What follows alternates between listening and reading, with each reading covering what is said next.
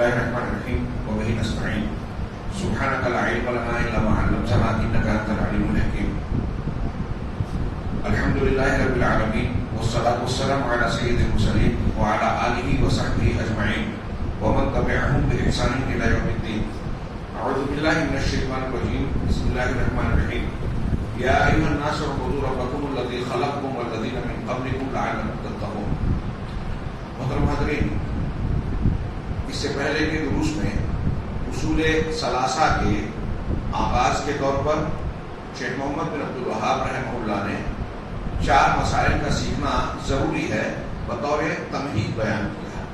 یہ 4 بنیادی باتیں ہر مسلمان مرد اور عورت کے لیے ضروری ہیں اور اسی پر پورے دین کے علم کا انحصار ہے، پورے دین پر عمل کا انحصار ہے. اس تمہید کے بعد شیخ محمد بن عبد الوہاب رحمہ اللہ نے اگلا 3 اور مسئلہ ذکر کیا، جس کے بارے میں کہا کہ یہ بھی سیکھنا، ان 3 مسائل کا سیکھنا بھی ہر مرد اور مسلمان پر فرض عین ہے. فرض عین کسے کہتے ہیں؟ جو ہر شخص پر متعین ہو. کچھ فرض کفایہ ہوتے ہیں کہ اگر جماعت میں سے کچھ لوگوں نے اس پر عمل کیا تو باقی لوگوں سے ثابت ہو جاتا ہے، جیسے نماز جنازہ. سماج اور معاشرے میں کچھ لوگوں نے جنازے کی نماز پڑھ لی تو باقی لوگ گنہگار نہیں ہوں گے. کسی نے نہیں پڑھی، کسی نے فرض کفایہ پر عمل نہیں کیا تو سب گنہگار. اور فرض عین اسے کہتے ہیں جو ہر شخص کو کرنا ہے، اس پر لازم ہے. اور ان امور میں یہ جو کہہ رہے ہیں کہ سیکھنا ضروری ہے، ان میں مرد ہو یا عورت کسی بھی مکلف کے لیے یہ عذر نہیں چلے گا کہ میں نہیں جانتا. آپ، ہم، کوئی بھی عورت، کوئی بھی مرد یہ نہیں کہہ سکتے اللہ تبارک و تعالیٰ کی جناب میں کہ ہمیں یہ بات معلوم نہیں تھی. جہالت کا عذر اس میں نہیں چلے گا. اور اس سے پہلے یہ بھی گزرا کہ تقلید بھی اس میں نہیں چلے گی کہ باپ دادا یہ کرتے آئے تھے، سماج اور معاشرے میں ہم یہی دیکھتے آئے، ہمارے ارد گرد کے اصحاب جو بہت دستار جو چیز کرتے تھے ہم نے وہی قبول کر لیا. نہ اس عقیدے کے معاملے میں تقلید چلے گی اور نہ ہی اس میں جہالت کا عذر چلے گا. یہ بھی جو ہم قبر کے عذاب سے متعلق حدیث سن چکے ہیں براء ابن عازب کی، اس سے بھی یہ بات ثابت ہوتی ہے. سورہ اعراف کی اس آیت سے بھی ثابت ہوتی ہے جس میں اللہ تبارک و تعالیٰ نے ذکر کیا کہ آدم کی پیٹھ سے ارواح کو نکال کر اللہ نے عہد و پیمان لیا کہ کیا میں تمہارا پروردگار نہیں ہوں؟ سب نے کہا ہاں، کیوں نہیں، گواہی دیتے ہیں ہم اس کی. اور پھر اللہ نے اس کی وجہ بتائی کہ یہ ہم نے اس لیے کیا تاکہ تم یہ نہ کہہ سکو کہ انا کنا عن ھذا غافلین، ہم اس سے غافل تھے، ہمیں پتہ ہی نہیں تھا. اور نہ ہی یہ کہہ سکو کہ باپ دادا یہ کرتے تھے اور ہم بھی ان کی تکلیف کرتے آئے، لہذا چونکہ باپ دادا نے کیا تو ان کے گناہ کی سزا پروردگار ہمیں کیوں دے رہا ہے. یہ دونوں عذر نہیں پیش کر سکتے. اس لیے چاہے جو مسلمان ہو، علماء سلف و خلف میں مقلدین کے یہاں بھی اس بات پر اتفاق ہے کہ عقیدے کے معاملے میں تقلید نہیں چلے گی. عقیدے کے معاملے میں اللہ کے پاس یہ عذر نہیں چلے گا کہ ہمیں معلوم نہیں تھا. تو اس کو تمہید کے طور پر ذکر کرنے کے بعد آگے شیخ محمد بن عبد الوہاب رحمہ اللہ 3 اور مسائل کا ذکر کر رہے ہیں جس کا جاننا ضروری ہے. عام طور سے میں نے شبہات دیکھی، یہی بات کہی، میں اس کو دونوں کو جوڑ کر سمجھ رہا ہوں. ایک بات اور اس میں کہ امام محمد بن عبد الوہاب نے جو پہلے 4 مسئلہ بیان کیے کہ ہمیں علم حاصل کرنا ہے، اس پر عمل کرنا ہے، اس کی طرف دعوت دینی ہے اور اس راستے میں آنے والی باتوں تکلیفوں پر صبر کرنی ہے.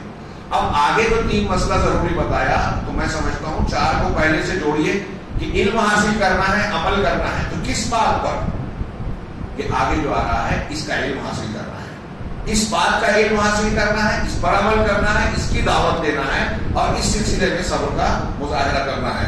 چنانچہ شیخ محمد بن عبد الوہاب رحمہ اللہ کی عبارت میں پڑھ رہا ہوں. وہ کہتے ہیں اعلم رحمۃ اللہ انہ یجب علی کل مسلم و مسلمۃ تعلم 3 هذه المسائل والعمل بهن. شروعات کی پھر سے یہ دوبارہ کہ تم جان لو، علم رکھو، یہ حکم ہے. ایسا جملہ جب استعمال کیا جاتا ہے تو اس کا اشارہ اس بات کی جانب ہوتا ہے کہ آگے جو بات کہی جا رہی ہے اس کا علم حاصل کرنا، سیکھنا ضروری ہے. پھر اس کے بعد اس آگے بات بیان کرنے سے پہلے دعا دی. یہ علماء سلف بلکہ انبیاء کرام کا طریقہ تھا کہ اپنی امت کو کوئی بات سکھاتے تھے، بتاتے تھے تو نرمی سے، محبت سے، دعائیں دے کر. یہ ایک داعی کا، ایک طالب علم کا، ایک عالم کا یہی انداز ہونا چاہیے کہ جان لو اللہ تم پر رحم کرے. کیا جان لو؟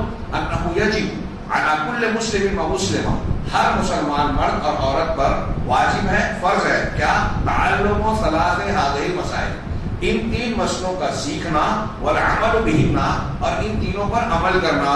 پہلا مسئلہ الاولی ان اللہ خلقنا ورزقنا ولم یترکنا حملا بل ارسل الینا رسولا۔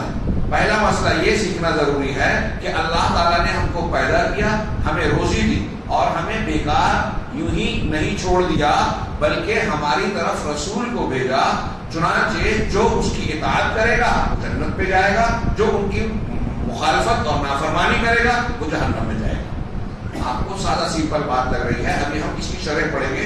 شیخ محمد بن عبد الوہاب کی کچھ عبارت میں مزید پڑھ لوں۔ انہوں نے آگے کہا والدلیل قولہ تعالی، یہ بات جو میں نے کہی اس کی دلیل یہ ہے، جیسا کہ اس سے پہلے میں نے بیان کیا کہ یہ علمی طریقہ ہے اور کسی بات کو ماننے اور منوانے کا انداز ہے، اور میں نے جیسا کہ عرض کیا کہ عقیدے کے معاملے میں تقلید نہیں چلے گی۔ اب دلیل جب پیش کی، دلیل کو ہم نے جان لیا تو یہ تقلید کی مخالفت ہوئی۔ اس معاملے میں دلیل کیا ہے؟ انہوں نے ایک دلیل بیان کی قرآن سے، اللہ کا ارشاد ہے انا ارسلنا الیکم رسولا شاہدا علیکم کما ارسلنا الی فرعون رسولا فعصى فرعون رسولا فاخذناه اخذا وبیلا، کہ ہم نے تمہاری طرف ایک رسول کو بھیجا جو تم پر گواہ ہے، شاہد ہے، ایسے ہی جیسے ہم نے فرعون کی طرف ایک رسول کو بھیجا، موسیٰ علیہ السلام کو۔ چنانچہ فرعون نے الرسول کی جو رسول اللہ نے اس کی طرف بھیجا تھا یعنی موسیٰ علیہ السلام، فرعون نے رسول کی نافرمانی کی، مخالفت کی، چنانچہ فأخذناه أخذا وبیلا، تو ہم نے اس کو بہت سختی سے پکڑ لیا، سخت پکڑ میں جکڑ لیا۔ رسول کی مخالفت اللہ کی پکڑ کا سبب ہوتی ہے، لہذا رسول کی بات مانیے، یہ پہلا مسئلہ۔ دوسرا ان اللہ لا یرضی ان یشرک معه احد فی عبادتہ، اللہ اس بات سے راضی نہیں ہے کہ اس کے ساتھ اس کی عبادت میں کسی اور کو شریک کیا جائے، شامل کیا جائے۔ لا ملک مقرب ولا نبی مرسل، نہ کوئی مقرب فرشتہ اور نہ ہی کوئی بھیجا ہوا رسول، کوئی بھی جو ہے اللہ کا شریک ہو، اللہ کو یہ گوارا نہیں ہے، قبول نہیں ہے، اللہ اس سے راضی نہیں ہے۔ اس پر دلیل کیا ہے؟ اللہ نے فرمایا وَأَنَّ الْمَسَاجِدَ لِلَّهِ فَلَا تَدْعُوا مَعَ اللَّهِ أَحَدًا، مسجدیں اللہ کے لیے ہیں۔ مسجدوں کا تین معنی کیا گیا ہے، ایک تو یہ عمارتیں، یہ مسجد، ایک یہ کہ ہم سجدے میں، مسجد سجدے سے بنا ہے، سجدے کی حالت میں جن اعضاء کو زمین پر ٹیکتے ہیں اللہ کے جناب میں عبادت کرتے ہوئے، مساجد سے مراد وہ ہے۔ مطلب یہ جو سجدے کی کیفیت ہے یہ صرف اللہ کے لیے زیبا ہے، کسی اور کے لیے نہیں۔ تیسرا معنی یہ کیا گیا ہے کہ پوری زمین جہاں آپ اللہ کی عبادت کرتے ہیں وہ سب کے سب مسجد ہے۔ اگر آپ نے کسی جگہ عبادت کیا تو اس جگہ کو آپ نے چاہے عارضی طور پر ہی صحیح مسجد بنا لیا۔ اگر ایک آدمی قبر پر نماز پڑھ رہا ہے تو وہ قبر کو مسجد بنا رہا ہے، چاہے وہاں عمارت تعمیر نہ کرے، یہ اچھی طرح سمجھ لیں۔ تو اللہ نے فرمایا کہ مساجد اللہ کے لیے ہے، اللہ کی خصوصیت ہے، اس کا اختصاص ہے۔ فلا تدعوا مع اللہ احدا، لہذا اللہ کے ساتھ کسی اور کو، کسی کو بھی، نہ نبی، نہ رسول، نہ فرشتہ، نہ جن، نہ کوئی اور، کسی کو بھی اللہ کے ساتھ نہ پکارو۔ یہ دوسرا مسئلہ تھا۔ تیسرا مسئلہ ان من اطاع رسول ووحد اللہ لا يجوز له موالات من حاد اللہ ورسولہ، بہت اہم، بہت پیارا، لیکن شاید آج کے درس میں ہم اس کی تفصیل نہ ہو، لیکن اجمالی طور سے عبارت سن لیجیے کہ جو شخص اللہ کی، جو شخص رسول کی اطاعت کرتا ہے اور اللہ کو اکیلا مانتا ہے یعنی توحید کو اختیار کرتا ہے، اس کے لیے جائز نہیں ہے کہ ان لوگوں سے موالات، دوستی کرے، رشتہ گانٹھے جنہوں نے اللہ اور اس کے رسول سے دشمنی اور مخالفت مول لے لی ہے۔ وَلَوْ كَانَ أَقْرَبَ قَرِيبٍ، چاہے وہ انتہائی قریبی انسان، ہمارا رشتہ دار ہی کیوں نہ ہو، سگا بیٹا، سگا باپ یا کوئی اور ہو۔ وَالدَّلِيلُ عَلَى ذَلِكَ، اس پر دلیل کیا ہے؟ لا تجدوا قوما يؤمنون بالله واليوم الآخر يوادون من حاد الله ورسوله، کہ تم ایسے لوگوں کو جو اللہ پر اور آخرت کے دن پر ایمان رکھتے ہیں، آپ ایسا نہیں پائیں گے ایسی کسی قوم کو جو ان لوگوں سے یوادون، ان لوگوں سے محبت کریں جو اللہ اور اس کے رسول سے دشمنی رکھتے ہیں، ان کی مخالفت کرتے ہیں، چاہے ولو کانوا آباءہم، چاہے وہ ان کے آبا ہی، باپ دادا ہی کیوں نہ ہو، او ابناءہم، یا ان کے بیٹے کیوں نہ ہو، او اخوانہم، یا ان کے بھائی بند کیوں نہ ہو، او عشیرتہم، یا ان کی بیوی اور ان کا کنبہ خاندان کیوں نہ ہو۔ اولئک کتب فی قلوبہم الایمان وایدہم بروح منہ، یہی وہ لوگ ہیں جن کے دلوں میں اللہ نے ایمان لکھ دیا، ڈال دیا، اور انہیں اپنی جانب سے روح کے ذریعے سے ان کی تائید کی۔ وَيُدْخِلُهُمْ جَنَّاتٍ تَجْرِي مِن تَحْتِهَا الْأَنْهَارُ خَالِدِينَ فِيهَا، اور ایسے ہی لوگوں کو، انہی لوگوں کو اللہ تعالیٰ ایسے باغات میں داخل کرے گا، جنتوں میں، جن کے نیچے سے نہریں جاری ہیں، جس میں وہ ہمیشہ رہیں گے۔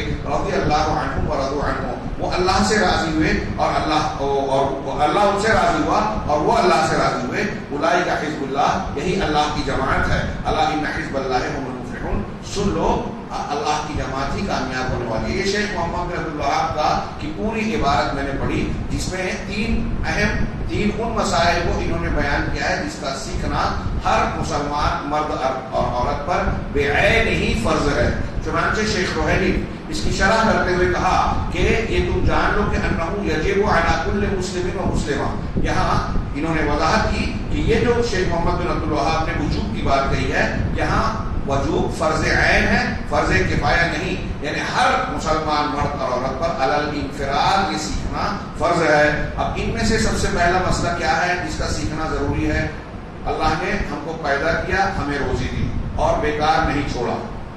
تو اس ضمن میں بعض شارحین نے، جیسے میرے پاس یہ شیخ حیثم بن محمد جمیل سرحان کی شرح ہے، یہ کہتے ہیں کہ گویا اس میں توحید آ گئی۔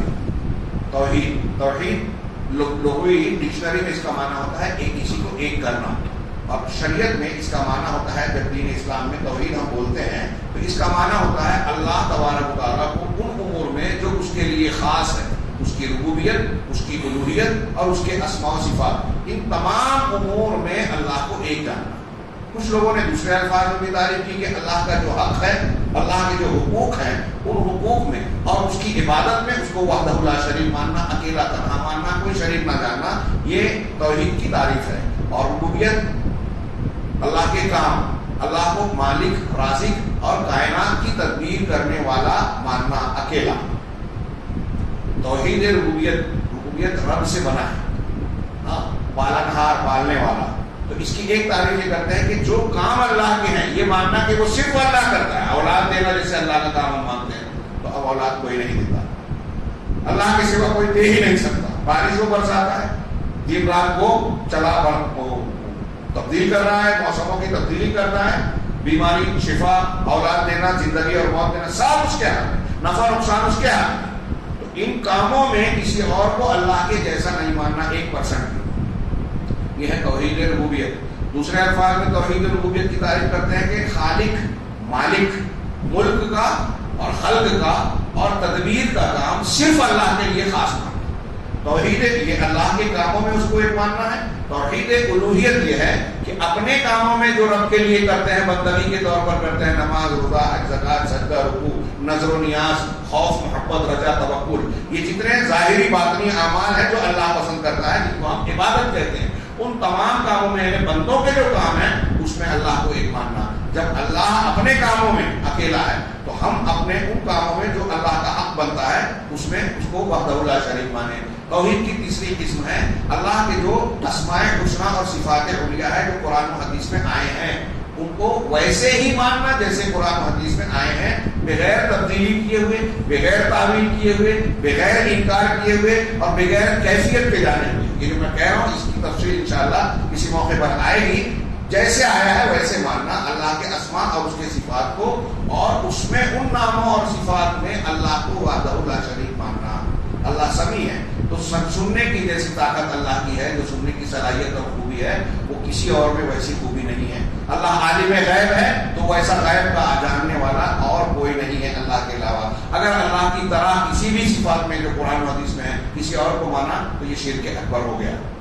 تو یہ توحید کی 3 قسمیں۔ چنانچہ یہاں یہ کہہ رہے ہیں کہ ان مسائل میں جو جاننا ضروری ہے، سب سے پہلا یہ ہے کہ اللہ تعالیٰ نے ساری مخلوق کو پیدا کیا، اور یہ امر معلوم ہے کہ اللہ تبارک و تعالیٰ نے ہی پوری کائنات کو پیدا کیا، اپنی نعمتوں سے نوازا، اور یہ کوئی ایسی بات نہیں ہے جس کا کوئی بھی عقل اور شعور والا انکار کر سکے۔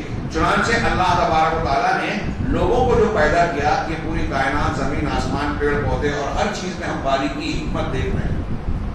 اپنے وجود میں غور کیجیے، آنکھ کہاں ہے، کان کہاں ہے، اور جسم کے مختلف پارٹس کہاں ہیں، وہ کام کیسے کرتے ہیں، ان کے اندر جو سائنسی طور سے تحقیقات ہونے کے بعد باریکیاں معلوم ہو رہی ہیں۔ اتنی حکیمانہ انداز میں یہ پیدائش. دنیا کی ساری چیزیں ہم دیکھتے ہیں، غور کرتے ہیں. گرام بیل نے فون ایجاد کیا تھا، اس کے زمانے میں جو فون تھا آج کیسا کیسا فون کے مقابلے میں بن گیا. اگر آج وہ زندہ ہو جائے تو دیکھ کے خود حیرت زدہ رہ جائے. کتنی انسان کوئی بھی ماڈل بناتا ہے تو اس سے بہتر اس سے بہتر اس سے بہتر بنتا ہے، لیکن اللہ نے جو ماڈل بنا دیا پہلی مرتبہ جو بنایا وہ آخری ہے. اگر اس میں چینج کرو گے تو وہ بگڑ جائے گا. ہماری آنکھ کہاں ہے؟ اللہ نے بنایا. اس آنکھ کو تھوڑا سا ہٹا دو تو اس کی جگہ سے تو بھیانک معلوم ہونے لگی، بچوں کو ڈرانے کی کام آئے گا. ہاں، اللہ تبارک و تعالیٰ نے جس چیز کو جہاں بنایا انتہائی معقول، تو اللہ نے پیدا کیا، یہ ایک امر معلوم ہے اور اس کا کوئی انکار نہیں کر سکتا. اور ساتھ ہی ساتھ جب ہم یہ دیکھتے ہیں کہ آنکھ کو اللہ نے بنایا، اس کی یہ دیکھتی بھی ہے، سوتی بھی ہے، روتی بھی ہے، ہنستی بھی ہے، اور نہ جانے کیا کیا کام کرتی ہے. یعنی ناک سونگتی بھی ہے، خوبصورتی کا سامان بھی ہے، سانس بھی لیتی ہے، اور کیا کیا کام ہے. زبان، ہر چیز ملٹی پرپز ہے. اللہ نے جو بھی بنایا وہ کثیر الاستعمال ہے. تو ہماری ناک کا کام ہے، آنکھ کا کام ہے، کان کا ہے، ہاتھ کا ہے، دل کا ہے، جگر کا ہے، پیر کا ہے، سب کے بہت کام ہے. ہمارے پورے وجود کو بیکار بنایا کیا؟ یہ بھی بیکار نہیں ہے. کس لیے پیدا کیا؟ انہیں عبث اور بیکار نہیں پیدا کیا، اور نہ ہی حیوانات کی طرح یوں ہی چھوڑ دیا کہ پیدا کرنے کے بعد کھاؤ پیو اور اپنی زندگی گزار لو. کوئی حساب کتاب نہیں، کوئی پابندی اور شریعت قانون نہیں کہ حیوانات کو جیسے اللہ تعالیٰ نے مکلف نہیں بنایا کہ نہ ان کو کوئی حکم دیا نہ ان کو کسی چیز سے منع کیا. ان پر کوئی پابندی اور شریعت کے احکامات نافذ نہیں ہوتے، بلکہ انسانوں کا معاملہ دیگر حیوانات اور مخلوقات سے الگ ہے. اللہ تبارک و تعالیٰ نے انہیں بڑے عظیم امر کے لیے پیدا کیا اور بڑی بلند حکمت کے تحت پیدا کیا، جس میں انسانوں کی سعادت ہے، ان کے لیے خیر ہے، اور دنیا اور آخرت کا نفع ہے. اور وہ کیا ہے؟ اللہ تعالیٰ کی عبادت. اللہ تبارک و تعالیٰ نے قرآن میں فرمایا وما خلقت الجن والانس الا لیعبدون. کائنات کو اللہ نے پیدا کیا، اس لیے میں نے انس اور جن کو صرف اس لیے پیدا کیا کہ میری عبادت کریں. چنانچہ اللہ تبارک و تعالیٰ نے جن و انس کی پیدائش کے مقصد کو صرف عبادت میں مقصور کیا. ایک لفظ میں بتایا کہ میری عبادت کریں، اور دوسری جگہ میں کہا کہ انسان اور جن کو اس لیے پیدا کیا کہ امتحان لیں. مطلب یہی عبادت بنیادی امتحان کا بنیادی سوال ہے کہ ہم اللہ کی عبادت کرتے ہیں یا کسی اور کے سامنے جھکتے ہیں، اس کے احکامات کو مانتے ہیں یا کسی اور کے حکم کو مانتے ہیں. چنانچہ اللہ تعالیٰ نے سارے انسانوں کو اپنی عبادت کے لیے پیدا کیا، اور یہ عبادت کیسے ہوگی؟ اللہ کی توحید کے ذریعے سے. کفار مکہ بھی کعبہ کا طواف کرتے تھے، قربانیاں کرتے تھے، سفر میں اللہ کو پکارتے تھے، لیکن قرآن نے کہا کہ آپ ان سے کہیے قل یا ایھا الکافرون لا اعبد ما تعبدون ولا انتم عابدون ما اعبد. تم اس کی عبادت نہیں کرتے جس کی میں کر رہا ہوں. کفار مکہ کہہ سکتے تھے نا کہ ہم تو اللہ کی عبادت کرتے ہیں، لیکن اللہ نے کیوں یہ کہا کہ تم اللہ کی عبادت نہیں کرتے؟ اللہ کی عبادت تو کرتے تھے، لیکن اللہ کی عبادت کے ساتھ دوسرے معبودوں کی بھی عبادت کرتے تھے. اب اس کا مطلب یہ ہوا کہ اگر کوئی اللہ کے ساتھ دوسرے کو بھی پوچھتا پکارتا ہے تو وہ اللہ کی عبادت کرنے والا نہیں کہلائے گا، اس لیے کہ وہ توحید پہ نہیں ہے. چنانچہ نتیجہ کیا نکلا کہ اللہ نے ہمیں اور آپ کو جن و انس کو اپنی عبادت کے لیے پیدا کیا، مطلب اپنی توحید کے لیے پیدا کیا. یعنی انسان اور جن کو اس لیے پیدا کیا میں نے کہ وہ عبادت میں مجھ کو اکیلا جانے اور اللہ تبارک و تعالیٰ کو عبادت میں مفرد مانے. کہہ رہے ہیں کہ یہاں ہم اس بات کا ملاحظہ کرتے ہیں کہ اللہ تعالیٰ نے جن و انس کی تخلیق، پیدائش کو اپنی عبادت سے جوڑا. وما خلقت الجن، میں نے پیدا کیا، تو پیدائش کا ذکر کیا اور جوڑا کس سے؟ عبادت سے. تو خلق اور عبادت میں ایک بہت گہرا ربط ہے. کیوں؟ یہ بیان کرنے کے لیے کہ اللہ تبارک تعالیٰ خالق ہے، عدم سے وجود بخشنے والا. ہم نہیں تھے، ہم کو اللہ نے پیدا کر دیا. چنانچہ وہی اکیلا عبادت کا مستحق ہے. جیسا کہ جس طریقے سے پیدا کرنے میں اس کے ساتھ کوئی شریک نہیں ہے، اس کائنات کو بنانے میں، ہم کو آپ کو بنانے میں اللہ کے سوا کوئی کسی اور کا ہاتھ نہیں ہے، کسی اور کی شرکت نہیں ہے. تو جب پیدا کرنے میں وہ اکیلا ہے تو عبادت میں بھی وہ اکیلا ہی ہوگا، اس کا کوئی دوسرا شریک نہیں ہو سکتا. چنانچہ اللہ تبارک و تعالیٰ اپنے افعال میں اکیلا ہے، اس کے ساتھ کوئی خالق نہیں ہے. تو واجب ہے کہ عبادت میں یعنی ہم اپنے اعمال میں اس کو اکیلا مانیں، اس کے ساتھ کسی کو شریک نہ کریں. شیخ روحیلی کہتے ہیں کہ یہ بڑا عجیب ربط ہے، تعلق ہے معنی کا. کیوں؟ جو نفوس کو، انسان کے دلوں کو فطری معاملے کی طرف لے جاتا ہے جس کے بغیر چارہ کار نہیں ہے. اور وہ کیا ہے کہ جو شخص، جو ذات پیدا کرنے میں اکیلی اور تنہا ہے، وہی ذات عبادت کے لائق ہونے میں بھی تنہا ہے۔ قرآن میں یہ مضمون بہت مقامات پر ہے۔ شیخ روحیلی نے یہاں 8-10 آیتیں بیان کی، میں 1-2 آیت کا ذکر کر دوں صرف۔ اللہ نے فرمایا کہ شروع میں پڑھی تھی سورہ بقرہ کی، یا ایھا الناس اعبدوا ربکم الذی خلقکم، غور سے سنیے کہ اے ایمان والو، سورہ بقرہ میں مومنین، کافرین، منافقین کی صفات بیان کرنے کے بعد سب سے پہلا حکم یہ ہوا، یا ایھا الناس، اے دنیا کے سارے لوگوں، سارے انسانوں کو خطاب کیا رب العالمین نے، اعبدوا ربکم، عبادت کرو کس کی؟ اپنے رب کی۔ یہ ربوبیت ہے، تمہارا رب ہے، یعنی تم کو وجود دینے والا ہے، تمہارے کائنات کو پیدا کرنے والا ہے، تمہارے ماں باپ کو پیدا کرنے والا ہے، تم کو گھر بار دینے والا ہے، سب ربوبیت میں آ گیا۔ یہاں رب کا استعمال اعبدوا رحمانکم الہکم یہ نہیں کہا، تمہارے رب کو۔ اللہ کی ربوبیت ایسی ہے جو انسان دل میں فطرت میں محسوس کرتا ہے، اپنے چاروں طرف دیکھتا ہے کہ رب کی ربوبیت کے نشانات بکھرے پڑے ہیں، یہ کائنات ہے، آسمان زمین ہے، یہ ہے جو اس کا پیدا کرنے والا ہے۔ کون ہے جو ان کو پیدا کرنے کی طاقت رکھتا ہے؟ وہ اکیلا اللہ ہے۔ تو اللہ نے کہا کہ اپنے پروردگار کی پرستش کرو، عبادت کرو جس نے تم کو پیدا کیا۔ ماں باپ نے بنایا، کس نے بنایا؟ کائنات کے جتنے معبودان باطلہ ہیں سب مل کر ایک مکھی پیدا نہیں کر سکتے، یہ بات گزر چکی ہے۔ تو ہم کو کس نے پیدا کیا؟ سچے پروردگار نے۔ اس کائنات کا حقیقی رچیتا، بنانے والا رب العالمین اللہ ہے۔ تو اپنے اس رب کی عبادت کرو، جس نے تم کو پیدا کیا، والذین من قبلکم، اور تم سے پہلے کے لوگوں کو بھی، تمہارے باپ دادا اور جو سب پہلے کے لوگ تھے سب کو اسی نے پیدا کیا۔ کیوں اس کی عبادت کرو؟ لعلکم تتقون، تاکہ یہ تمہارا بچاؤ بنے، جہنم سے بچنے کے لیے یہ ضروری ہے۔ اگر یہ نہیں اختیار کیا تو تم بچ نہیں پاؤ گے۔ اسی طرح اب یہاں کہا کہ اللہ تعالیٰ کہہ رہا ہے کہ جس پروردگار نے تم کو پیدا کیا اس کی عبادت کرو، یعنی تم کو اپنی عبادت کے لیے پیدا کیا، لہذا اس کی عبادت کرو۔ اس آیت کے فوراً بعد اللہ نے کہا الذی جعل لکم الارض فراشا والسماء بناء وانزل من السماء ماء، وہ ذات جس نے زمین کو تمہارے لیے فرش بنا دیا، بچھونا فرش بنا دیا، والسماء بناء، اور آسمان کو چھت بنایا، وانزل من السماء ماء، اور آسمان سے تم پر پانی برسایا، بارش برسائی، فاخرج به من الثمرات، اور پھر اس سے پھلوں کو پیدا کیا، لے رزقا لکم، تمہارے رزق کے طور پر۔